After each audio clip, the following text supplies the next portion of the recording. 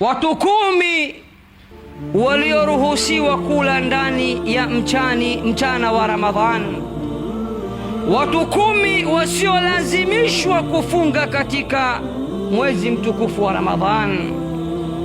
Ndugu Waislamu, mtu wa kwanza kabisa al-kafir, asiyekuwa Muislamu, saumu kwake sio lazima, kwa sababu hajamkubali Mwenyezi Mungu aliye mmoja, kwa sababu lam yuqir bishahadatain, hakukubali shahada mbili, la ilaha illa Allah Muhammadun Rasulullah.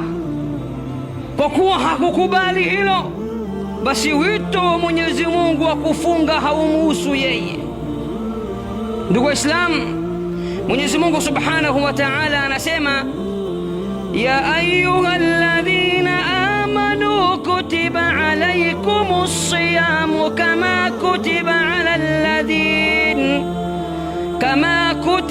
ala alladhina min qablikum la'allakum tattaqun. Enyi mlioamini, hakika mmefardhishiwa kufunga kama vile walivyofardhishiwa wale waliokuwa kabla yenu, lengo ili mupate kumcha Mwenyezi Mungu Subhanahu wa Ta'ala.